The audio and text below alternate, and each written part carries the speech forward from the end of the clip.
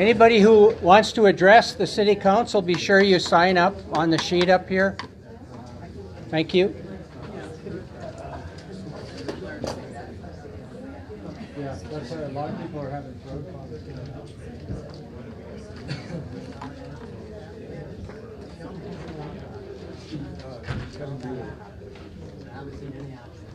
Good guy. Yes. Kevin, good evening. Great to see you again.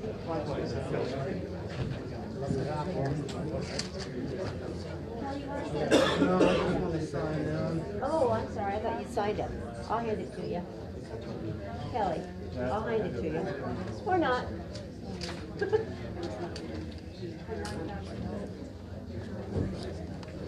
I was going to hand it to you, dude. I didn't hear it. My hearing I know. Huh? Good to see you. I'm falling apart at a young age.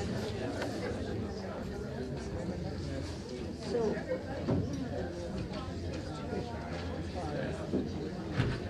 No, I'm going to talk to all the candidates.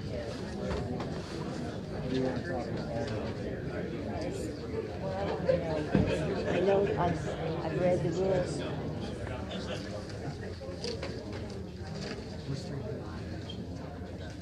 This is live.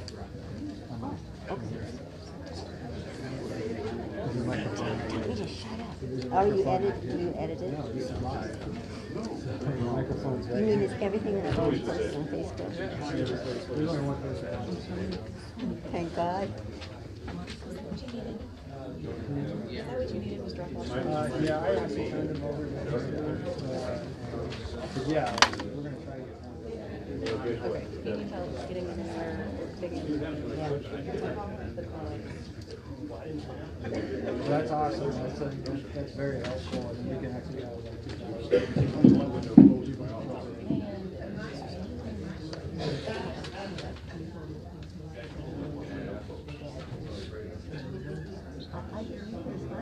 My text fine.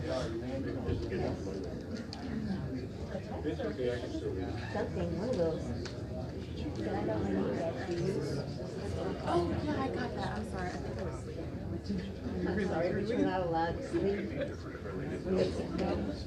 Okay, so let's do this.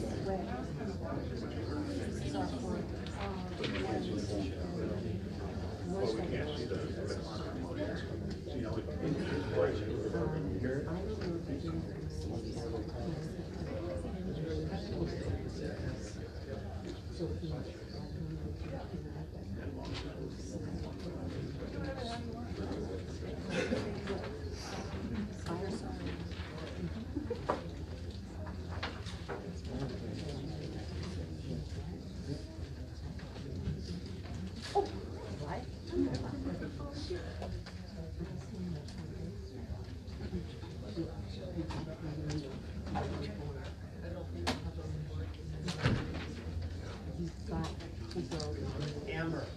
You said your seat right here.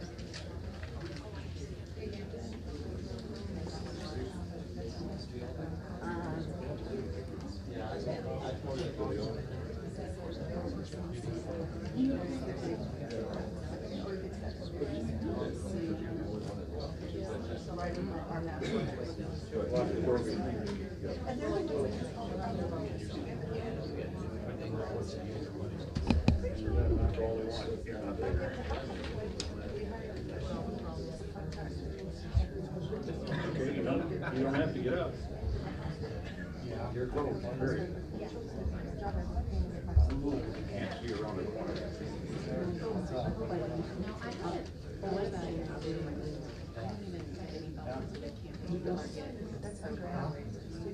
I did not. The boys are actually working this a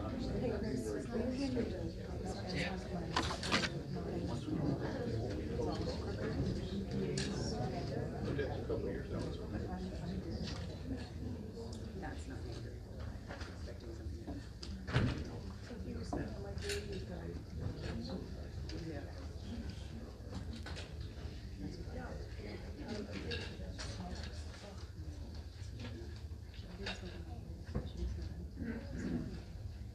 I'm shocked to watch it snow.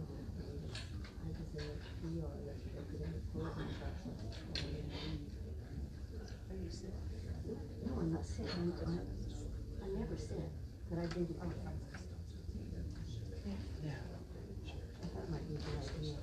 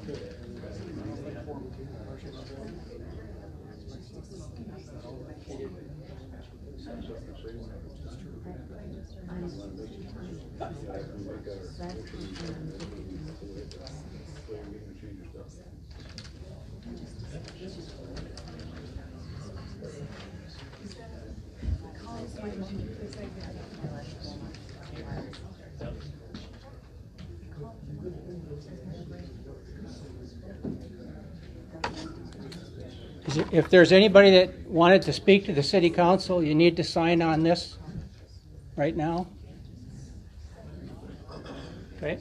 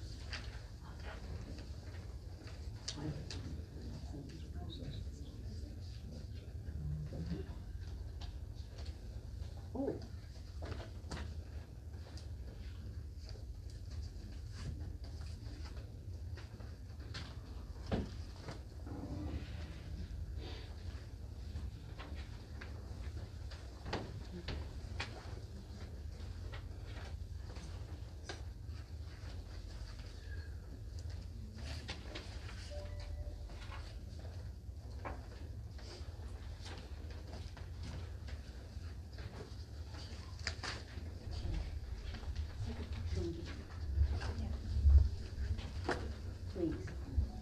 And thank you.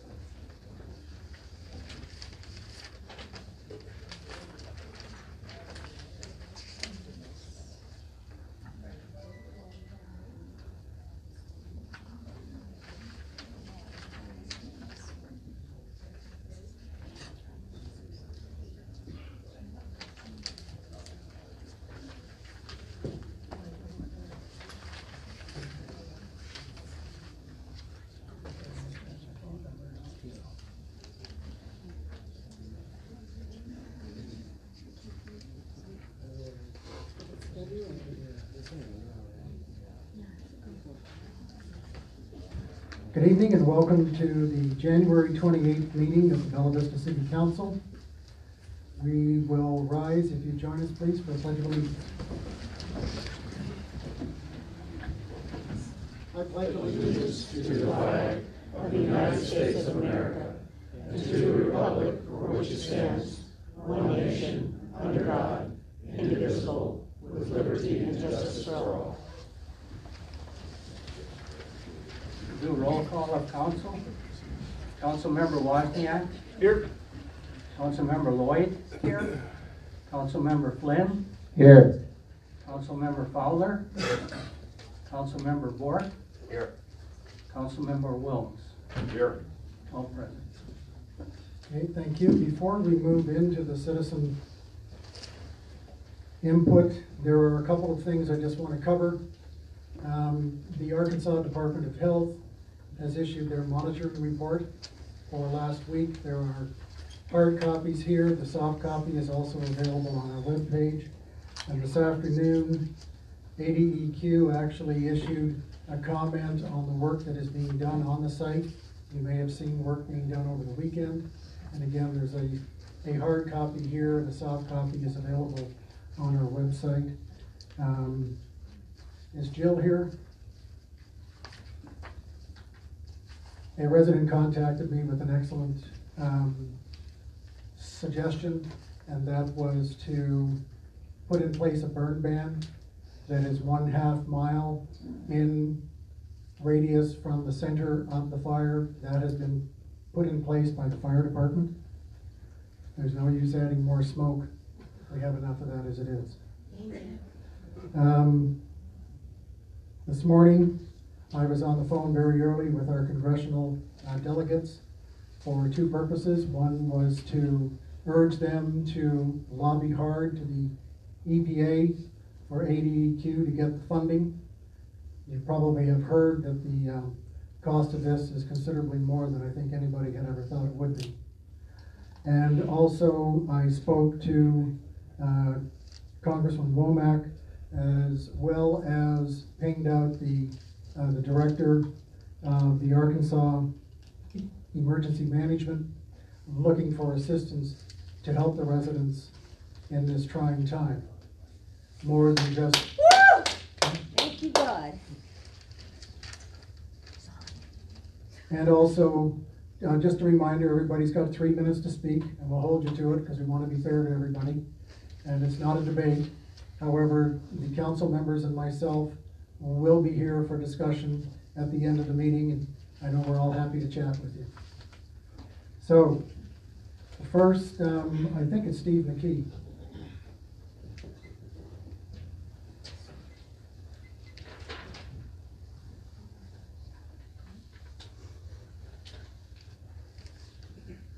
Good evening. My name is Steve McKee, and I wanted to talk a little bit about the tree ordinance. I think on the surface it sounds like a great idea. It's understandable.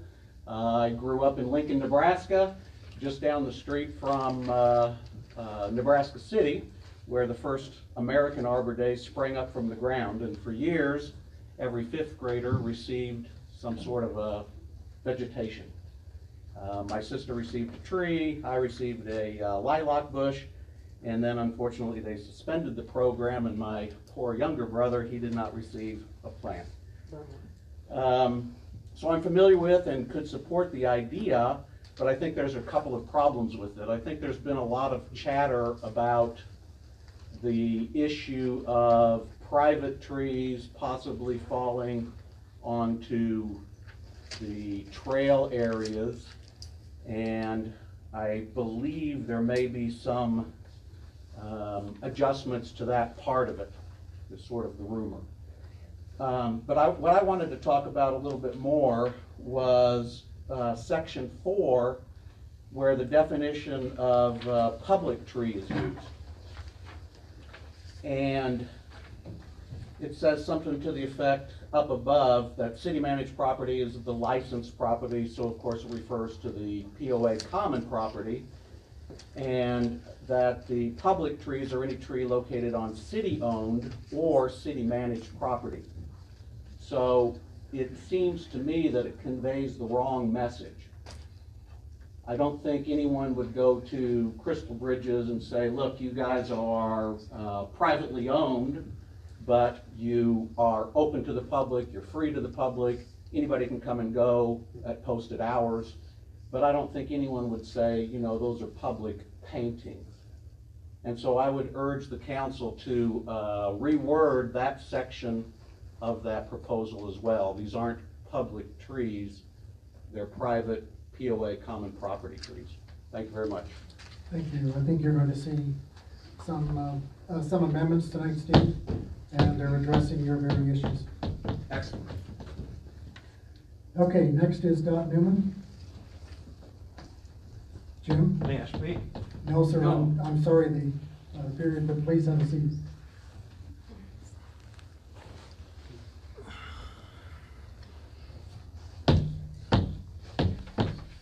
I'm Dot Newman, and I live at 7 Morganshire Drive. And I was asked to speak about how this is affecting some of us health-wise personally. Morganshire Drive is 1.3 miles from the toxic fire. Any questions I ask while I'm speaking are rhetorical, and I don't expect answers. As golfers, you know that wind and weather are no respecters of arbitrary half-mile distances. Some of my neighbors and I are also proof. Though we're outside your half-mile zone, we have burning eyes, mystery sores, sneezing, shortness of breath, headaches, and coughing. The worst for me is the coughing. I'm an esophageal cancer survivor. The aggressive radiation left me unable to swallow food. However, a compassionate doctor fitted me with a feeding tube that doesn't need a drip bag hookup 24/7 just to eat. The downside is the tube being surrounded by thin, tender skin. So when the fumes drift to Morganshire Drive, I cough violently, and the open wound rubs on the tube shaft, ripping the skin. It feels like a knife stab with each movement. I'm also short of breath. After I flunked part of my lung function test, the pulmonologist said, "It's not cancer or COPD." He's mystified why my lungs are half full of fluid. I've also passed out twice in 3 months, the second time creating a scalp hematoma. But Mercy ER isn't looking for toxicity as a cause. Why aren't our medical personnel informed about the toxic air and how it can affect us? How can they help our children, our grandchildren, ourselves? If they'd only know what they'd read in the Vista or see on the news, stories where we deny or diminish the hazards. Perhaps you hear my words as those of just another cranky old lady, but Morganshire Drive is diverse in age. My 40-year-old neighbor has headaches, coughing, and sinus. Another's dog has mystery sores. My neck has sores a dermatologist can't diagnose. My corner neighbor has breathing issues. This damage isn't limited to an arbitrary half-mile radius. It's spreading. People like myself with toxic air health issues must educate our doctors ourselves. Otherwise, they're looking for every cause but the most obvious one, and it shouldn't be that way. The responsibility to inform rests with you. This buck has Mayor Christie's name on it, and I'm leaving it here because this is where the buck stops. Thank you. Thank you very much. Appreciate it. Jerry Allen?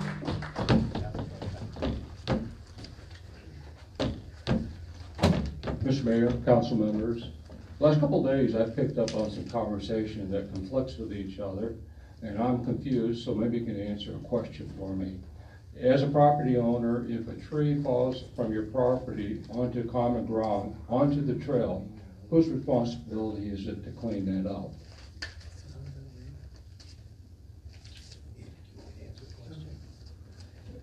You want to know who's in charge if a tree falls on the trail currently?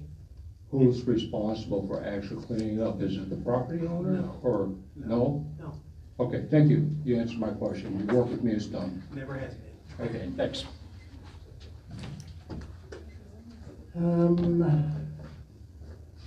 Mark Warsh, perhaps?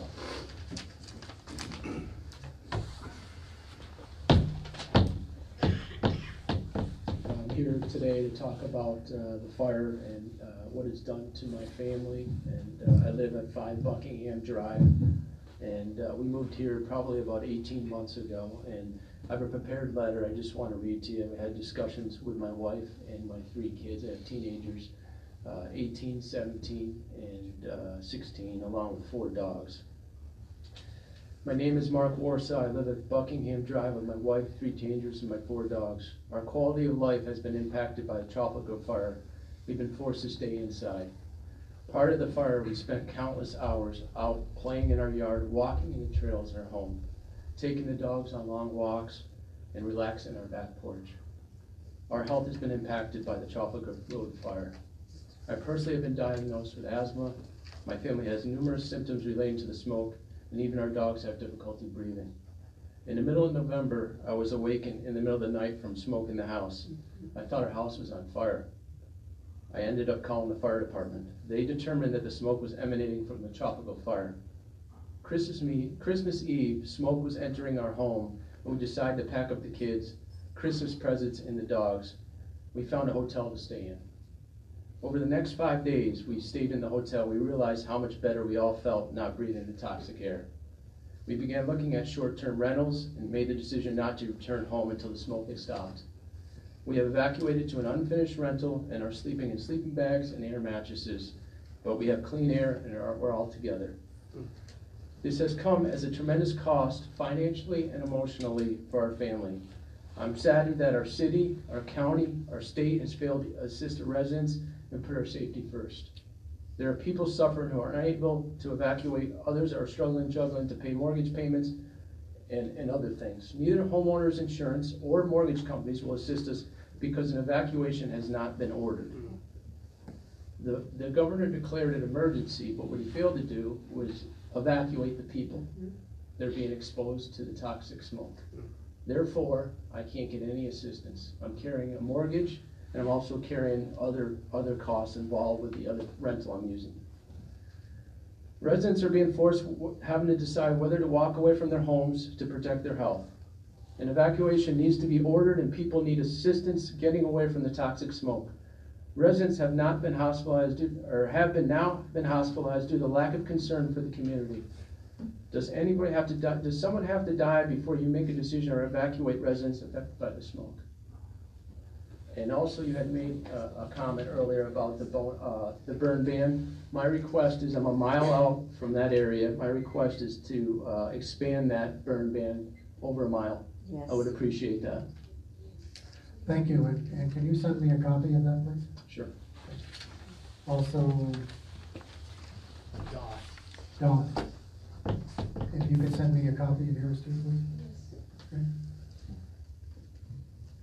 Deborah Emmons.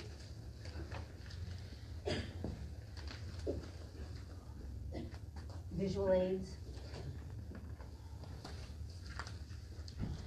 Good evening. Hi. Thank you for all that you're doing for us. And I'm not being sarcastic. I mean that. Thank you. I have something that I took this morning. I got up, well, first, let me tell you who I am. That would be helpful. Deborah Emmons. I am 2,640 feet from the Trafalgar fire. I've got all kinds of medical issues going on now, and I'm very physically fit. I'm like never go to the doctor. So I got up this morning and had this beautiful sunrise. And I had this whole speech prepared, and I just want to talk to you guys from the heart. Yesterday after church, first of all, I got up on Sunday. Now, I want to make it clear that you don't have to smell the smoke to have the symptoms.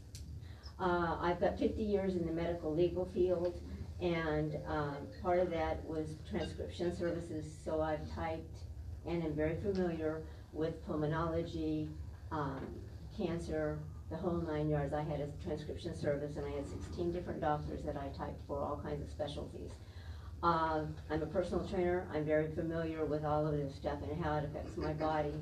I'm like your scent dogs that you would take to the airport. You put me in a place and I can tell you if there's smoke in there. And how now I can tell you is that I had a major surgery. I've got I'm over 60 skin cancer surgeries survivor because I was a dumbass and baked in the sun in California, which I lived in for 50 years. I grew up in Neosho. I lived there until I was 21 or 22, and then my first husband had to have surf, so I spent almost 50 years in California. And so I've dealt with people being murdered in front of my home, gang violence, you name it, the fires. I managed to survive all of that, and on my own for 20 years. I'm not afraid to speak up for what I believe in for the city and for my health and for Mother Nature. People ask me, and I'm a California girl, I swore that I would never ever come back to the Midwest. You couldn't get me back to the Midwest. Well, obviously God had bigger plans for me, because in 2015, one of my friends from Neosho on Facebook was beautiful pictures. I go, where is this place? She says, Debbie, it's 30 miles from where you grew up. I go, no way. I had never ever been to this area. I came here, the weather was the worst. It was raining, it was pouring. I spent an entire day trying to get back to California because of flight delays. It was an absolute mess. I got back to California, and one of my best friends back there, she said, I've never seen you happier and more excited. And I had just been through hell, but it was wonderful. I mean, I knew I wanted to come here. And then I said, well, God, we had to have this conversation, because I told you I'm never going back to the Midwest. And he says, yeah, you are. You got big things to do back there. So, can I have 2 more minutes? Okay, well, I want to thank you for the burn ban, because I had to call 911 this morning, and they argued with me about whether or not we had a burn ban. Okay, and I brought pictures. That's from this morning. I want to read to you what my diagnosis was from yesterday when I went to the ER and had to get a cortisone shot, so now I'm like this. My diagnosis was difficulty swallowing and inhalation of gaseous substances, accidental or unintentional. Initial encounter. This was the initial encounter at the urgent care. Thank you so much for all you're doing. Chief, will you talk to Christy, please?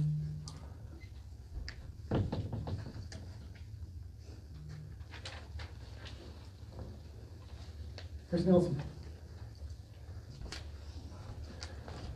Hello, Chris Nelson, number 1 Harrington Drive. I came to the city planning meeting last week, and you stated that if things get too bad, you may be able to make the call to evacuate people. I've got here an ADQ report from 8/6/2018, and it's highlighted. I'll leave it with you. It says possibly a public health hazard due to unknown materials burning from within the waste mass, and it's the cause of the pollution. Last city council meeting, you said that you were going to try to notify people through the water bills. Still haven't seen that. Still don't see a sign at the Metfield Park, and that's within the half-mile radius, and we know that this extends further than that. What's the threshold? Really, what is the threshold? A child having to die? To begin with, the reason there was nothing in the water bill is because the deadlines had come and gone. Cassie, when's the next one? Cassie? It's going in the March? In the February bill? The deadline for the following month is very early in the month this week. Okay. So the deadline for the January publication was very early in December, and we missed it by the time the city council meeting came. Okay. So it is going to be in the February one, Chris. Okay. I appreciate, and I understand you guys are doing the best you can. That doesn't help people in the immediate area. That doesn't help when people show up in the middle of the night with excavators, hit a power pole, don't call and report it. We happen to be driving by. I called and reported it because the power line's hanging down over the road. Fire truck comes through there, it's going to smack it. Again, not my responsibility as a citizen, but I guess it is to report these type of things. Who made the decision to withhold or to not notify? This is from August. It shows tires, solid waste, all types of stuff in it. Did anybody on the city council actually receive a report of this? No, I've never seen it. Nobody's interacted with ADEQ from the city when there's a violation in their city. What I'm requesting from the city council right here, you guys are under the microscope. We're watching. We're taking notes. This isn't a threat. This is a reality. What happens on your watch happens on your watch. If you don't know what you're doing, there's nothing wrong with asking for help. escalate to the next level. Escalate, escalate, escalate. If you can't handle it, escalate. Again, ask the question, what is the threshold? How long till we wait till somebody dies? You hear these stories from these people. They're sick. They're getting sicker by the day. As they dig, they oxygenate the soil over there. It got worse over the weekend again. Went off the charts.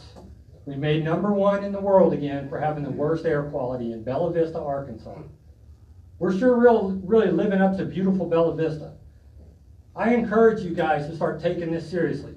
You built a monument on that site while EPA testing was going. It's a joke. You never took this seriously. And you built a building on the site that's killing people. That's all I have. Okay, thank you.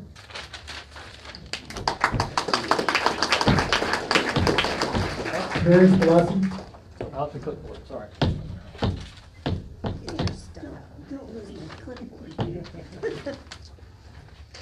I am Mary Shalacy, 1 Dunedin Place. I was here last year, January 22nd of 2018, to discuss permit issues.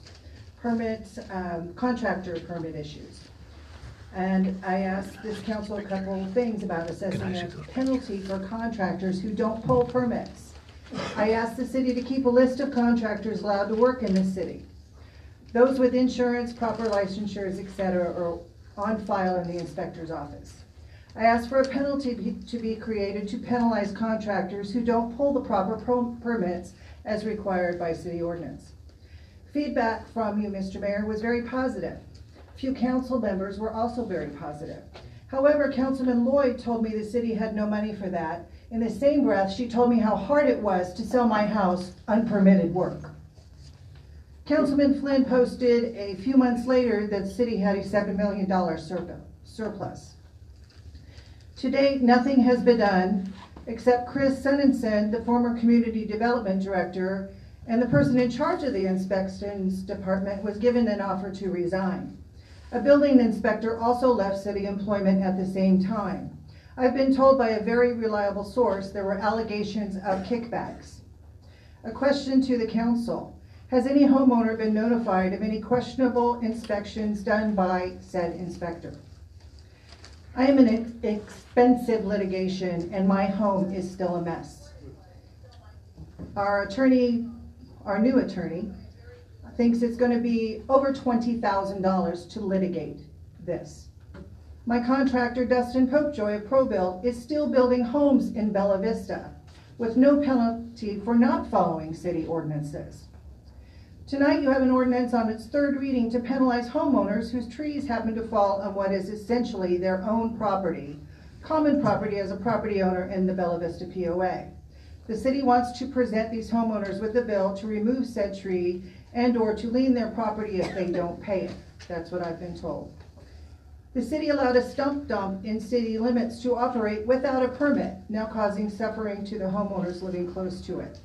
When is this city going to protect we, the homeowners who live here, who pay taxes and improve the tax base of this city?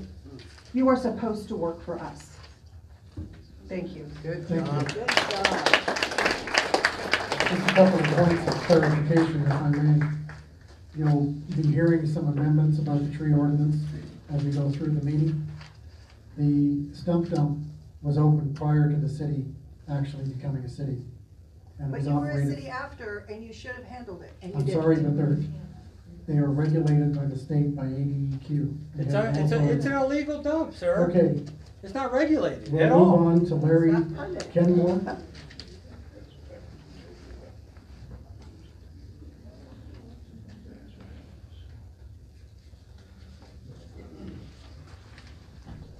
Looks like I picked a good night to come.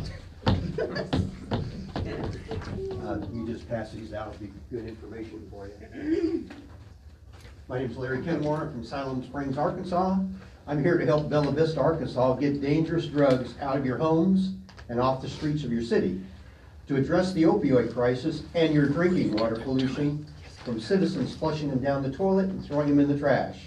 As you know, thousands of people are now taking and using strong painkillers, both as prescribed by their doctors and to get high from illegal drugs that have been obtained from questionable sources. Benton County citizens are dying from these drug overdoses at the rate of 163 people a year, the second highest rate in the state of Arkansas. What about when these pills expire or are no longer being used? Where are they stored? Is it where children or teenagers can get them? What about when you throw them away in the trash or down the sink or the toilet? What does that do to the environment and Bella Vista's drinking water? We have developed a safe and effective and easy way to collect and dispose of these drugs, and is provided to Bella Vista, Arkansas free with no taxpayer dollars. Here's how the program works. We provide a safe disposal bottle just like this that fits inside your medicine cabinet to every address in Bella Vista, Arkansas. These bottles hold 50 to 60 pills or liquids. When full, you mail it back in a postage paid envelope and you receive a new bottle.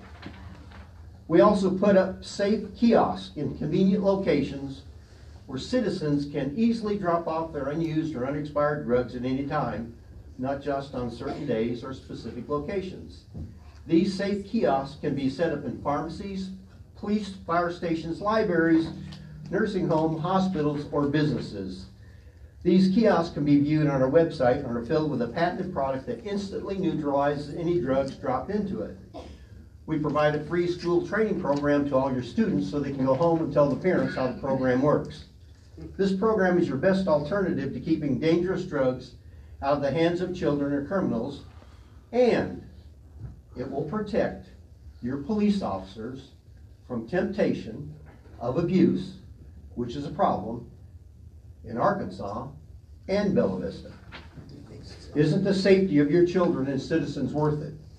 Wouldn't it be wonderful to dispose of these dangerous drugs without polluting the ground or your waterways any longer? It can be done, and we help you do it at no taxpayer dollars. This is a community problem, and only your community can solve this problem by addressing it at home, where, according to statistics, a large portion of the opioids come from. Let us help you safely and quickly remove these drugs from your home and communities. We can do what no one else can. Let us help you by putting bottles and kiosks in your homes in the city. Paper stuck together here. Let us help you get started today towards a safer, cleaner environment and address the opioid crisis for future generations. Why wait any longer? My name is Larry Kenmore from Stat Medicament Disposal Corporation, and I can answer any questions you may have. Thank you. If I may, I'm going to ask the police chief to follow up with you. Okay, thank you.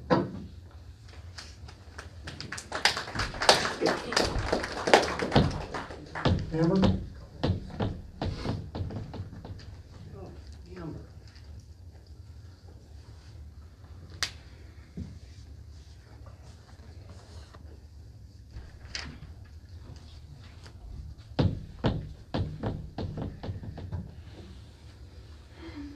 My name is Amber Goen. I'm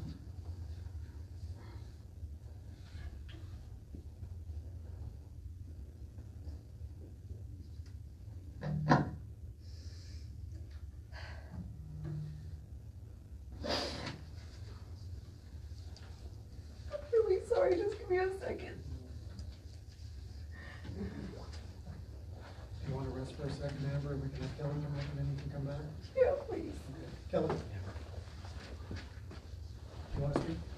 I do, but I'd really rather wait for Amber. Is there anyone else on the list, or is that it? No, I'll go. She's going. I no longer have an address that I can give you that I have a home. I no longer have a place that I've worked hard for. I no longer have animals or fish or a chameleon or the school my children used to go to or a life I have any resemblance of knowing. But prior to this, the last time I stepped here, my entire life has changed. I really don't even want you looking at me, sir. If you gotta look at me like that, just don't look at me. Everything. I don't know what you need from us. I don't know if this display that I have to do to you. I've been at the children's hospital every single day. I've been up there all day today. I had to get my son. I had to hold him down as he screamed as they took blood from him again because they're testing him for chemicals because all the other blood blood that they took from him. They can't find anything except for this large nodule in his lung. And he can't breathe, and I cannot take this anymore as you sit up there and you have no answers, and you had the power to put people out of this, to get them out of harm's way. You had the power to not let this damn x-ray happen to my son, and you chose not to do that. You did not think it was important enough. I'm wondering, do I have to bring my child's corpse to you? Is that what I have to do? Do I have to lay him up here with this dollar and say, look, this is what you have left me with? Because I have nothing left. I am grasping at life right now. I am a fraction of a person that I used to be over this stock top that someone made a shit ton of money on. And I assure you, sir, it was not me. And I assure you, it's nobody in this room. And we are all suffering for it, and we get no answers. And then you give us this false sense of security that these air monitoring is sufficient with the spikes that we have. 759?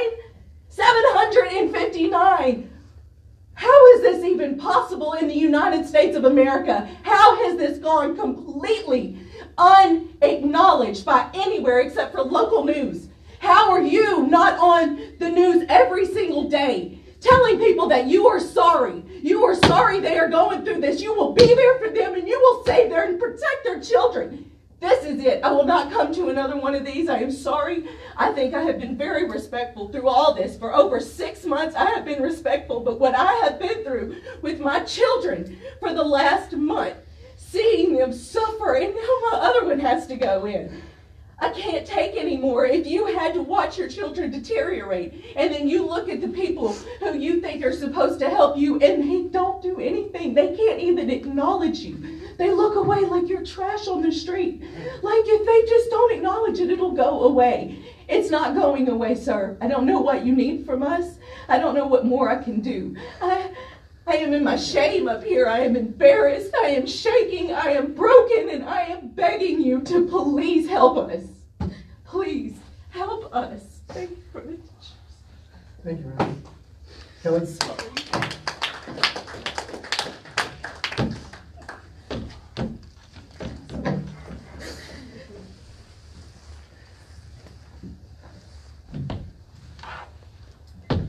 My name's Kelly, and I live at number 4, Marianne Lane.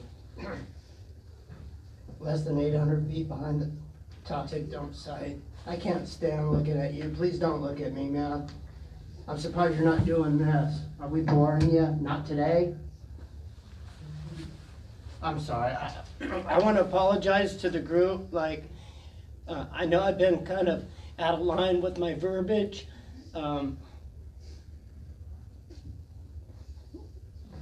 I apologize to you guys. You know, I maybe said some things that were incorrect, maybe hurt some feelings, maybe not.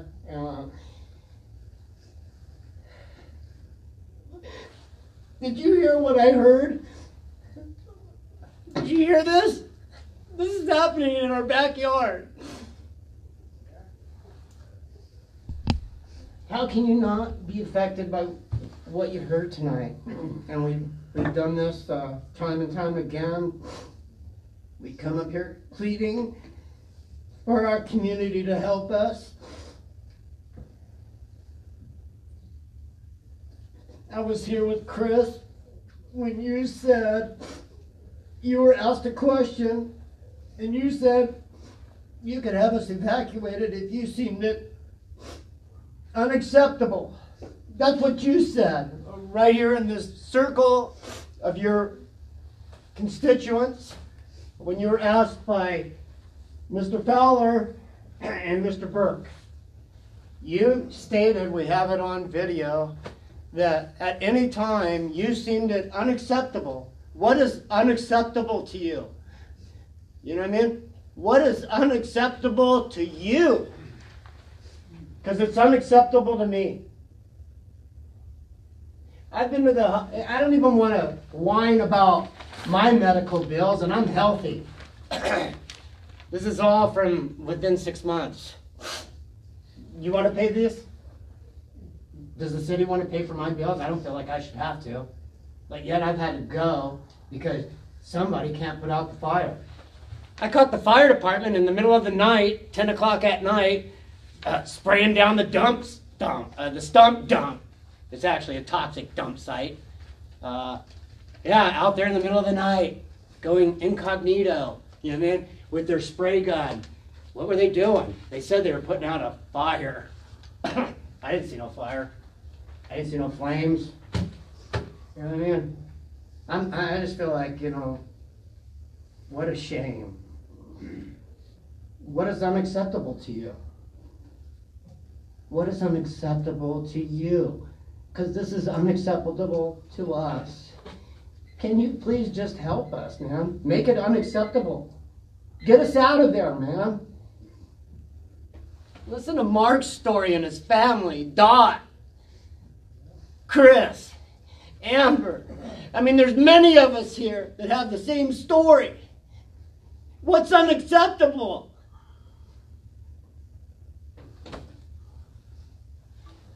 Thanks, Kevin. Appreciate it. Yeah, appreciate you. Can I speak? I'm sorry, I showed up late. I didn't pick up my kids' came from work. I didn't have time to sign in. I just walked through the door. I'm sorry, no, but. Please do. I was probably the closest one to the dump here. Okay, go ahead. I've got 2 kids here. Please. 3 minutes. I'm not here to criticize. Sure, just go ahead. Can I come up? Sure.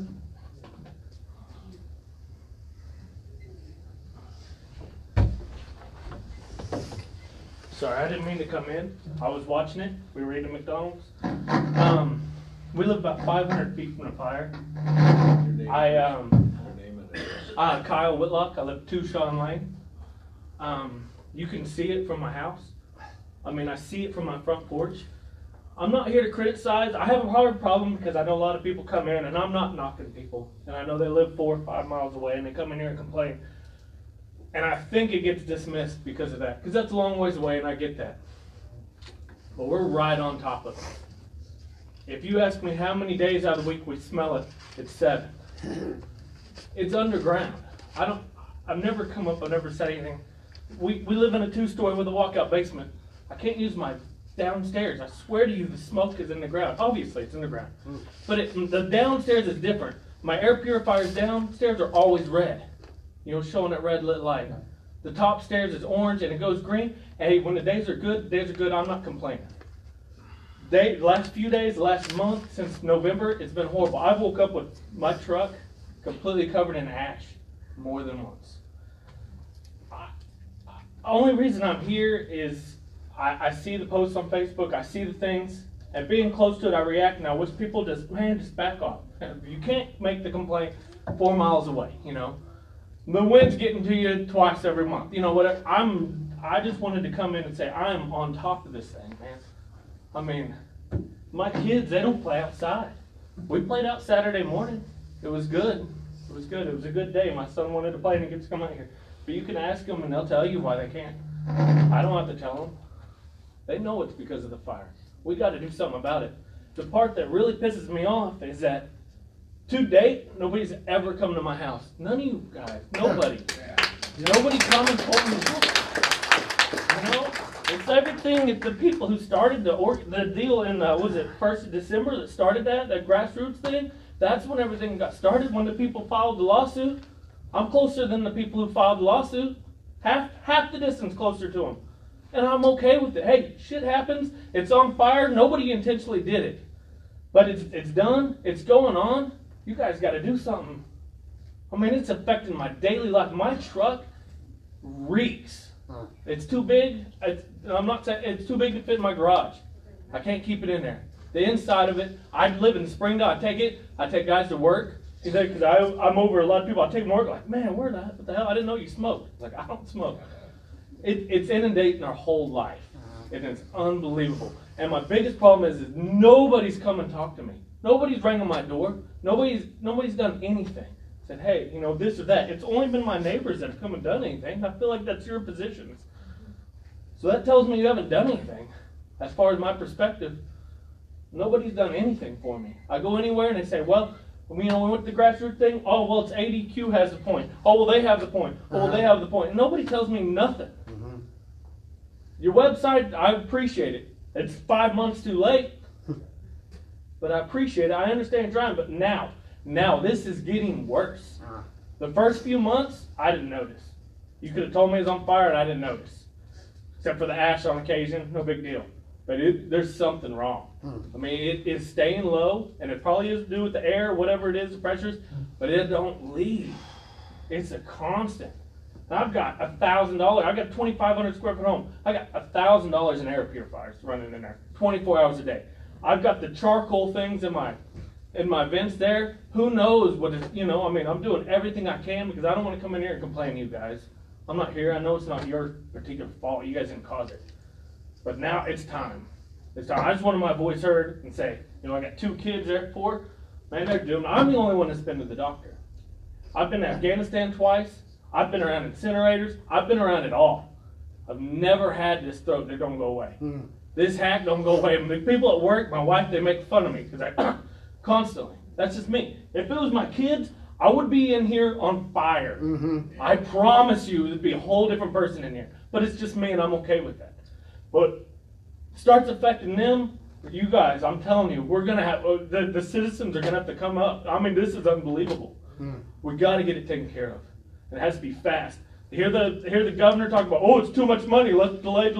Forgot the money. I don't give a damn about the money. You guys are gonna sue the shit out of whoever it is and get all your money back. Let's get this fixed. That's all I want to say. Thank you. Dan, you might as well say your word too. I'm Jim Parsons, and I'm chairman of the Bella Vista Patriots, and I really want to talk to these people and to you too.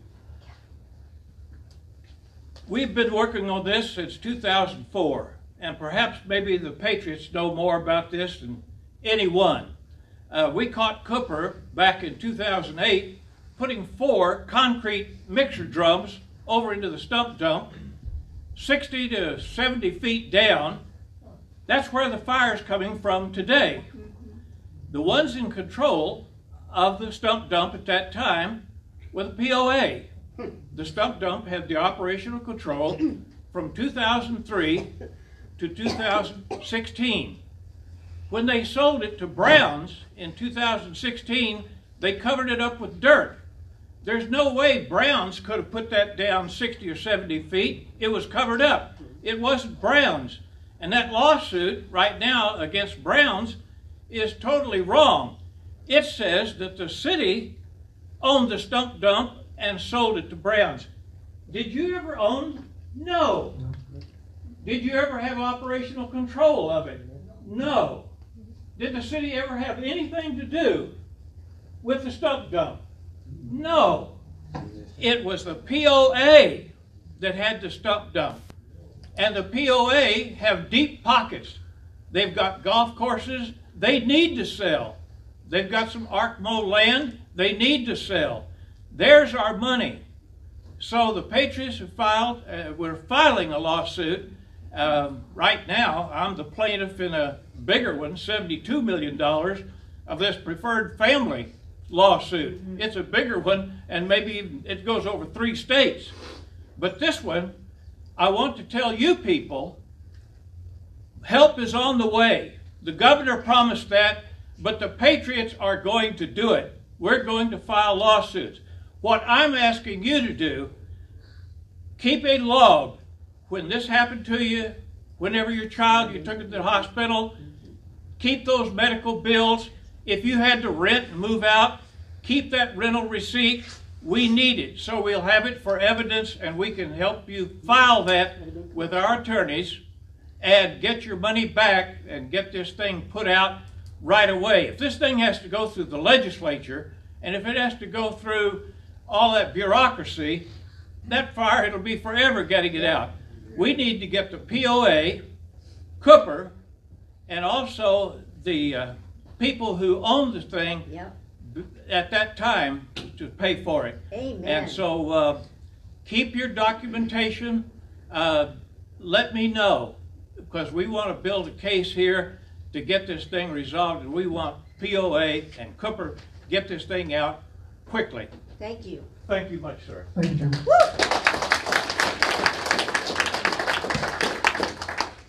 My thanks to all of you, and to those of you who had the prepared statements, again, if you'd send them to me, please, that'll help me a great deal.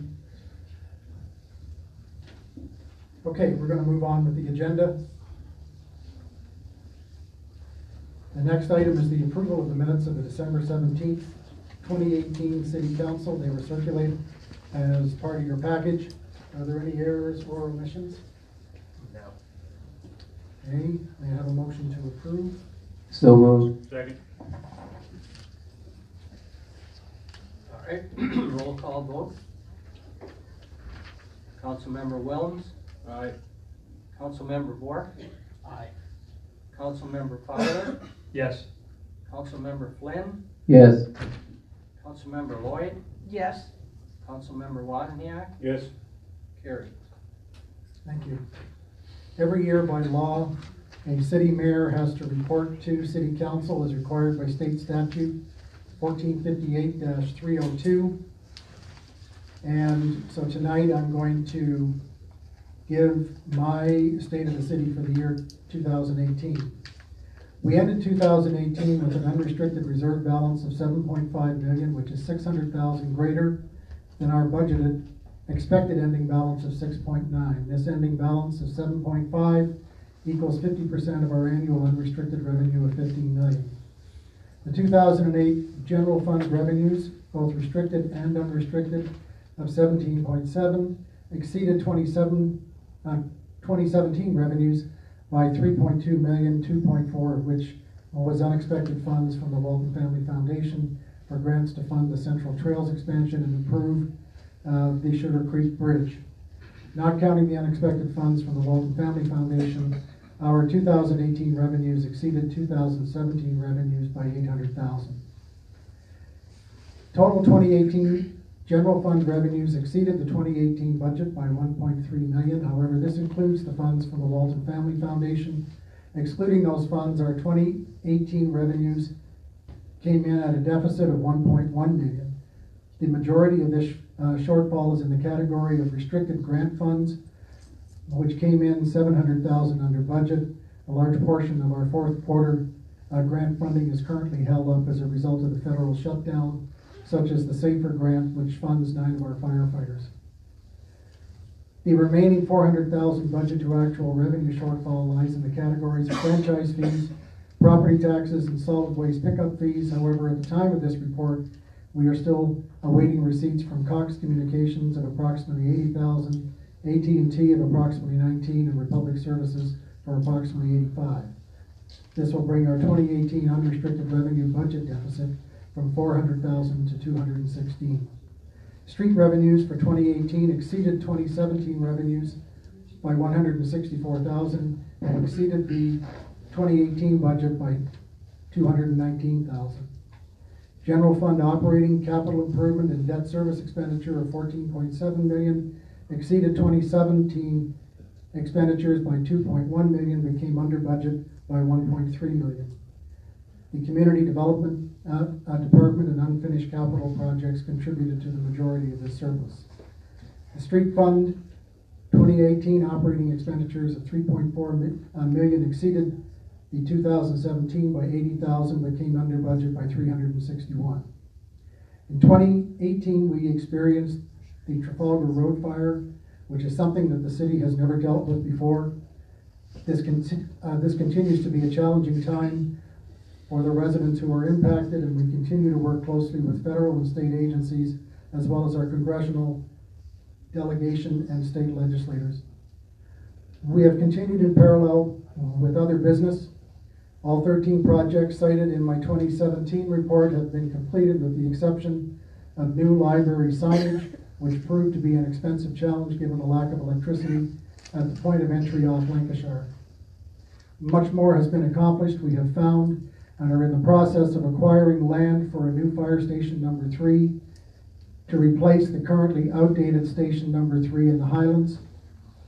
4 fire employees completed the education and practical component to become community paramedics. We hired a replacement CID lieutenant and a much needed narcotic officer position, and created a fully trained, outfitted, and functional tactical response team. and 15 new laptops were installed in the police vehicles, with the remainder of the fleet to be completed this year. A financial 5-year plan was created in 2018, along with the implementation of financial policies, including operating and budget management, capital management, debt management, and our reserve policy. Our finance director finally tuned the monthly presentation of our financial statements and updated our financial disaster recovery plan, which includes the backup of all financial data hourly rather than weekly. Our redesigned webpage is more user-friendly and visually more appealing with easy access. We collaborated with the county and the Bentonville School District to develop an effective communications plan well in advance of the closing of the Spanker Bridge for the county's bridge replacement project. We planned, promoted, and implemented several different mountain bike and community events, such as the successful citywide garage sale, an event that will be repeated in April of this year. 57 new PCs and laptops were deployed in 2018, and as of the moment, there are no city computers that are older than 5 years. In 2018, our new district court had 2,122 charges filed, and the court disposed 1,462, with the remaining 660 pending dispositions. Our staff attorney was busy in 2018 handling cases, not only in our court, but also in the Bentonville court, as we continue to wean ourselves from the prior court arrangement. On the HR side of the house, we reduced our medical plan renewal to a 0 increase and introduced an online benefits platform, reducing the hours to enroll. We recruited and hired new talent, including a library director and a director of community development services and a new senior planner.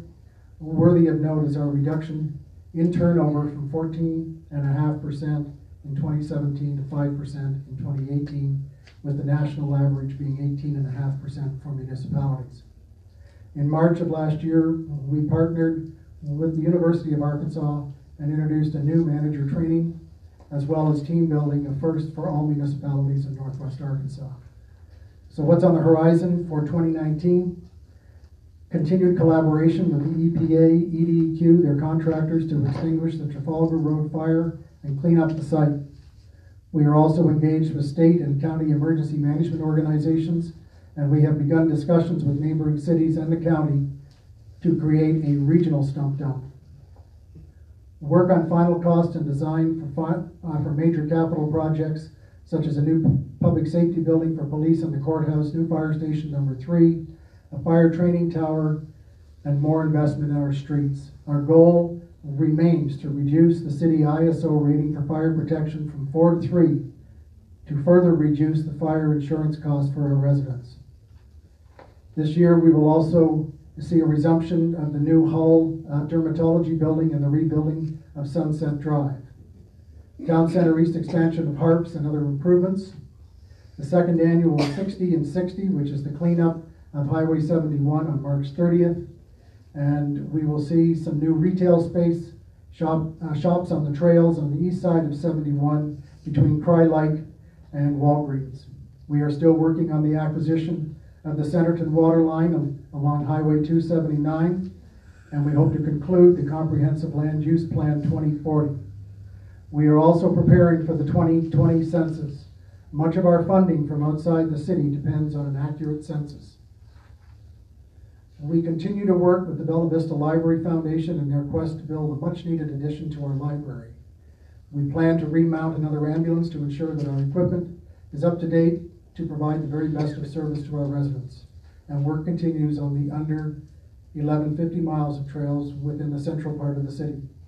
As always, I extend our thanks to the many volunteers in our community who tirelessly help with the animal shelter, trail maintenance, the recycling center, the museum, our churches and community groups and service clubs. Our community is strong. We stand firm in one spirit, striving side by side for goodness.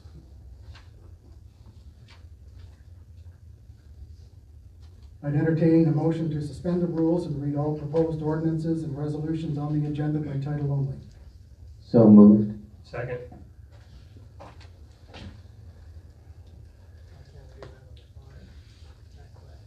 Councilmember Wozniak? Yes. Lloyd? Yes. Flynn, Yes. Fowler, Yes. Wark, Yes. Wilms, Yes. carried 6-0. Thank you. The first is old business. It's an ordinance amending the Bella Vista Code of Ordinances to enact an urban tree, forestry, and landscape ordinance and for other purposes. This was to be the third and final reading. We do, however, have some amendments, and I'm going to call on Councilmember Lloyd first to bring her amendment to the table. Okay, thank you. My amendment comes out of some confusion about how Section 5 was stated, where it was, some people thought that meant that private owners would be responsible or their property could be liened for the removal of trees, which was not the intent of the ordinance. So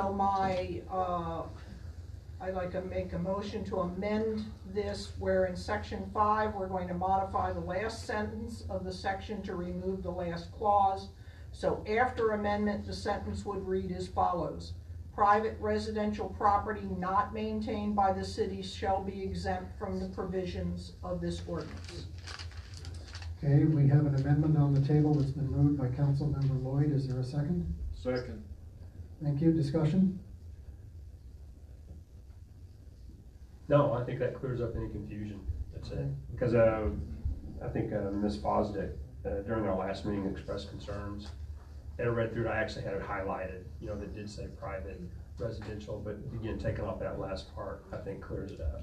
Okay. So there's no responsibility of the private property owner. Any other comments? Okay, Wayne? All right, roll call vote. On the amendment, Councilmember Lloyd, Yes. Flynn, Yes. Wozniak, Yes. Wilms, Yes. Wark, Yes. Fowler, Yes. carried 6-0.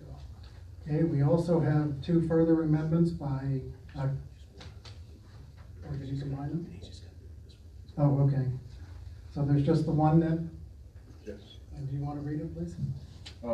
The amendment is to define what a private tree is. The ordinance is about trees, public trees, and it references private tree. So the amendment would read in definitions, private tree, any tree located in the city that is not a public tree. Public trees are defined in the ordinance, but private was not. Okay, Move to amend. second? Second. Discussion? Okay, seeing none, we'll vote on the amendment. All right. Councilmember Bork, Yes. Fowler, Yes. Wilms, Yes. Lloyd, Yes. Wozniak, Yes. Flynn, Yes. carried 6-0. Thank you. So, the ordinance will read, amending the Bella Vista Code of Ordinances to enact an urban forestry and landscape ordinance and for other purposes as amended. This is the third and final reading. Do I have a motion to approve? So moved. Second. Any discussion? Okay, Wayne? All right. Councilmember Wozniak, Yes. Wilms, Yes. Lloyd, Yes. Wark, Yes. Fowler, Yes. Flynn, Yes. carried 6-0. Okay, the next piece of business is to appoint a mayor pro tem for 2019. This is part of the startup that we do every year. Just to refresh your memory, I'll be asking for nominations. I don't need a second. If only one name is put forward, then that person is elected by acclamation. However, if there's more than one, then we will vote by name orally. I nominate John Flynn. John Flynn. John, is that acceptable to you? Sure. Okay, any other nominations? Seeing none, then John, I will ask you to be mayor pro tem by acclamation. Thank you. The next is a resolution accepting the financial audit report presented by the Arkansas Division of Legislative Audit for the year ending in December 31st, 2017. You may remember at the work session we went into that in depth. Are there any questions? A motion to approve? So moved. Second.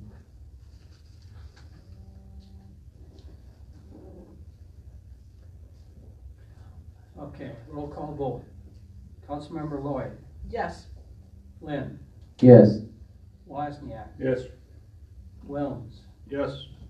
Fowler, Yes. Work, Yes. carried 6-0. Thank you.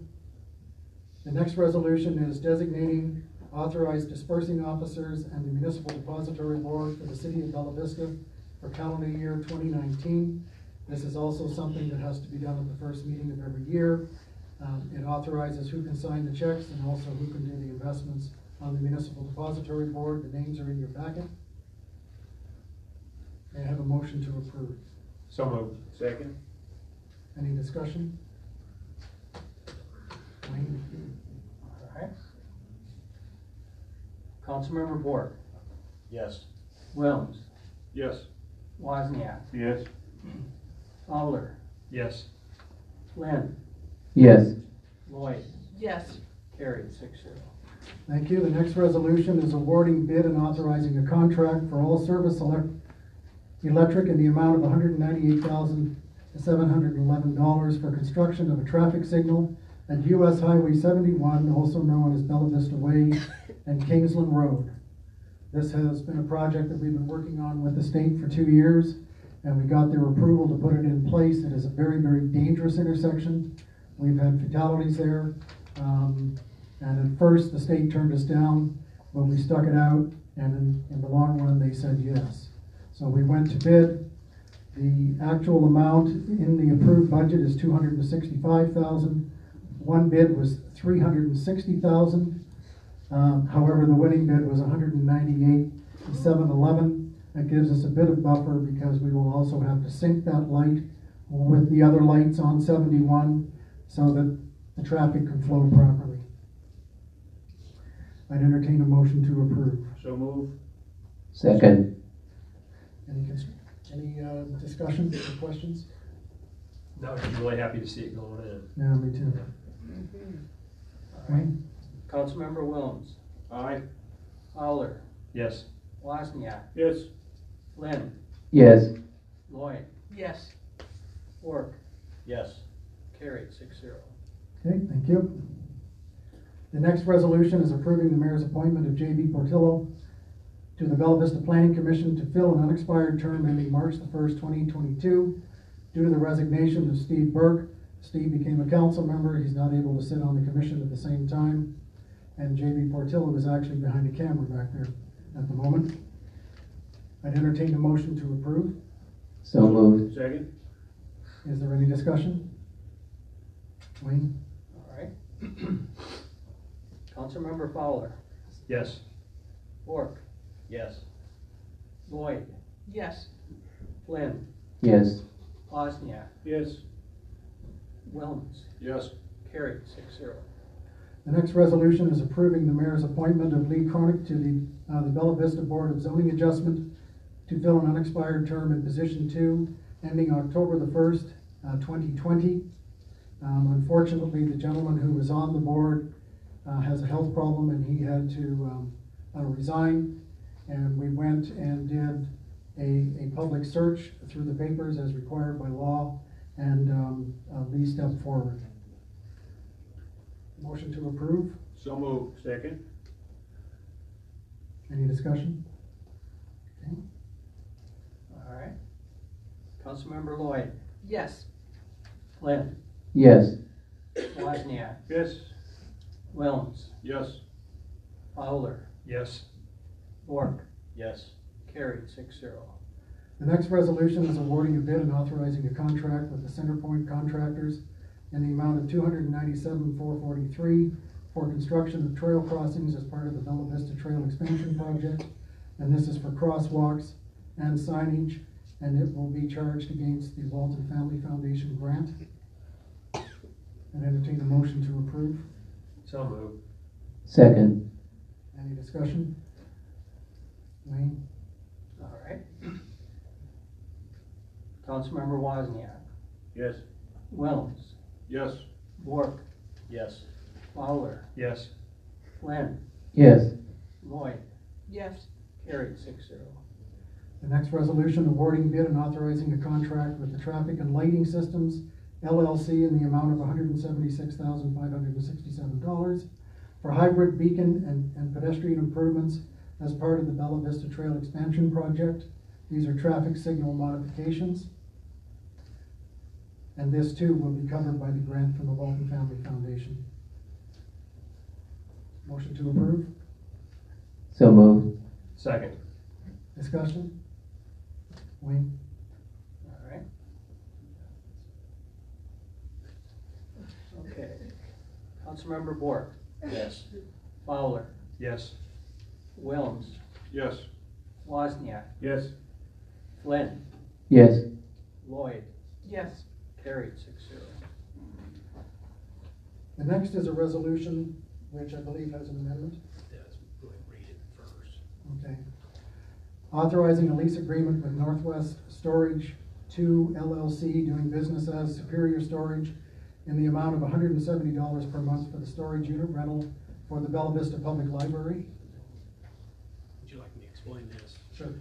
Suzanne Adams, our library director, was able to negotiate a little bit less expensive arrangement for a little smaller unit. And so it's what the amendment you have in front of you is would be the new agreement that's $95 a month rather than $170.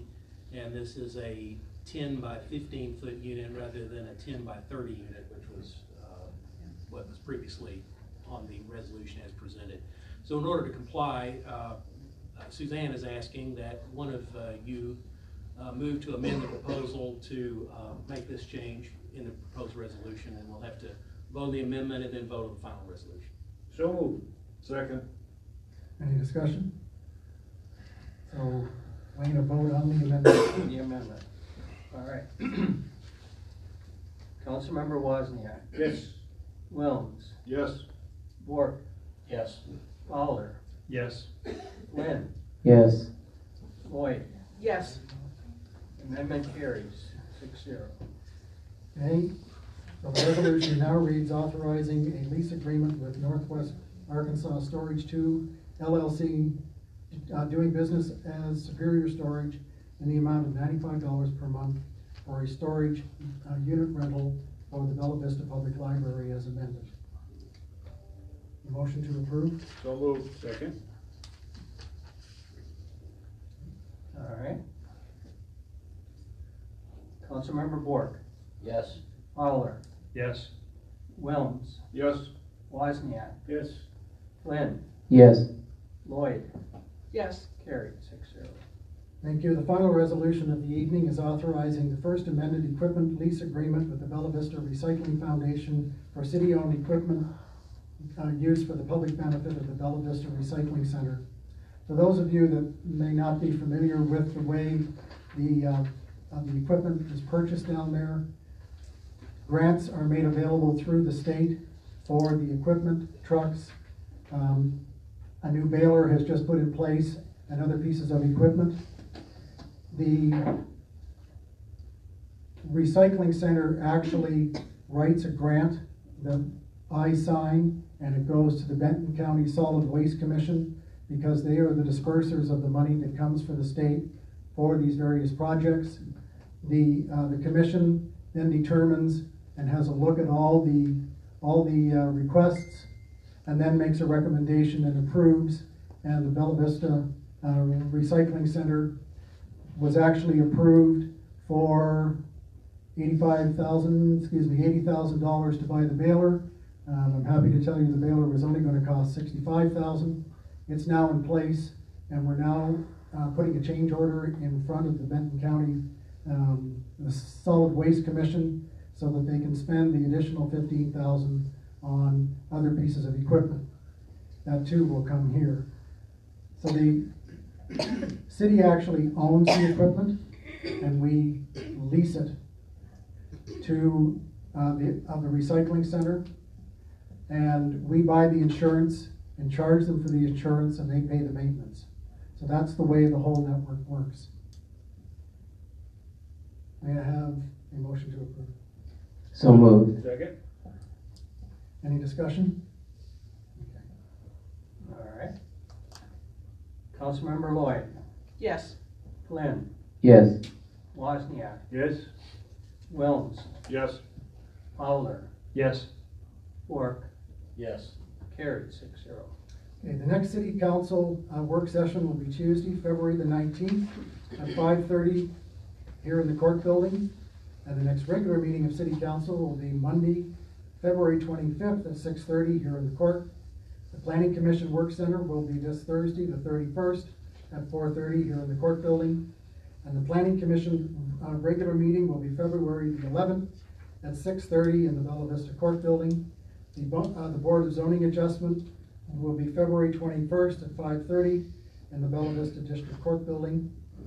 And two other meetings that you may want to put on your calendar is a county meeting for February the 15th at Reardon Hall, and another county meeting on the same topic for February the 20th here in the courthouse. Both are going to discuss the sales tax vote for county court buildings. I believe the one on the 15th is at 10 o'clock in the morning, and the other one is in the evening. It was in the weekend newspapers at 6 o'clock. 6 o'clock here. Okay. So you may want to 2:15. attend that. 2:15. I'm sorry. That's okay. 2:15. What time? On 2:15, that's 10 a.m. And what about the 2:20? That's 6 p.m. Thank you. Yep, you're welcome. And again, you may want to listen to this because they are coming and asking for our vote to approve an increase to fund a new county court building. Peter. Yes. I had a question. I'm thinking, I'm wondering about the city council looking at the issue of not necessarily just evacuation, but I think some people may want to leave some days, be home other days. You know, it varies quite a bit what it's like. I'd really like us to look into alternatives about this. I've seen some things on Facebook about people getting special rates on hotels and the greens, and I know that Vacation Rentals has 80 places, and Airbnb has at least 40 in Bella Vista, and VRBOs I think have at least 40. So I'd just like to look into it, see if there's something we could do to try and help people out. Yeah, as a matter of fact, I have gone to the governor's office this afternoon, and I've asked if he would consider writing a letter to President Trump to free up Titles 3 and 4. And in particular, asking for mortgage relief so that those who want to leave can do so. What if you don't have a mortgage? Well, this is only part of Title 3 and 4. There's more to it. But I know that I was contacted by some people about doing this. So that has been sent off. I've also sent it off to Congressman Womack in DC. Okay? Thank you. I have been in contact with the Arkansas Department of Emergency Management because it's in their purview to be able to look after any kind of evacuation. I did not receive a call back today, and I will be calling them again tomorrow morning. Thank you. Awesome. Thank you. Okay? Peter, man. Yes. Yeah, so, some comments come back and, we maybe somewhat look like knocks on a log up here to some degree, as people are expressing, their feelings and what they're experiencing, from this fire. I just want to assure you this couldn't be farther from the truth. I, can speak for myself, and I think really for the council at large as well, but we're really sorry. We don't really know what to say. The feedback that's going to alleviate, any of the pain or any of the health problems that you guys are facing or any of the issues that may come down the road. I've been out there, I don't know how many times, and I have driven literally 360 degrees as close to the stump dump fire as I could possibly get from every single angle. Kyle mentioned tonight, I don't know if it was to Sean Lane. I didn't stop and knock on his door, but I probably drove right by it. And I was out there on December the 31st. And it took me, 2 or 2.5 hours. And again, I know I'm not the only one on city council that's been out there. So this, that's what I did. And it was a horrible day. I mean, it was absolutely horrible. I'm just like going, oh my gosh, what if I lived here? You know, it's sad. So we just want to acknowledge all of your comments and the pain that you're going through, and also saying that we've got the one part, hopefully, a solution coming. You know, we have like, what, 7 different options. I don't think anyone knows which one they're going to take right now, but the work has begun to put the darn thing out. And to John's point, there are conversations. What about this whole other part? But I think the reason some people are probably a little bit hesitant, because there isn't anybody who can really promise anything. There are a lot of conversations to be had, a lot of people in contact, and there are also conversations going on just within the community as well. You know, what could we do from an outreach standpoint? So we're going to work on it. And again, I know that's every single council member, that it isn't just me. So again, very, very sorry for everything that's taken place. We know it's very, very difficult. And 3 of us live within the area where we can see it and smell it like you folks are. Maybe not as close, but we can see it and smell it. I go by it every day, a couple, 2 or 3 times. 3 of us are close enough so we know what you're smelling and what you're going through. Yes, it's a horrid smell. I live in the Not area totally, as well. because we're not on top of it, but we do smell it and we do see it. And I want to thank you, Chris, for bringing that Ohio company to our attention. We did share it, as I mentioned to you on the phone, with the OnSafe folks, and they're having a look at it. And I've also shared it with the chief technology engineer, who is actually the lead project manager with ADEQ, and he acknowledged receipt of it and has also thanked me. Okay. So thank you for sending that through. I appreciate it. You're welcome. Mayor Okay. Christie, is it possible to put your State of the City message on our city website? I believe it's already on. Is it? It will be? Okay. Kelly, you and I can talk afterwards if you like. Or did you want to say something? No, I'll let you talk afterwards. Sure. Absolutely. Okay. All right. Thank you for coming out this evening. Bundle up. I hear the temperature is dropping. Good night. It's gonna be smelling, stinky night. Yeah.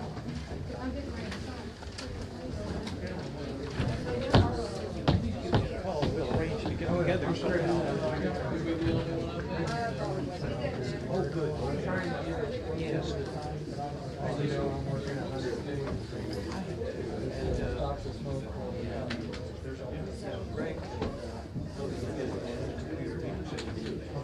I would definitely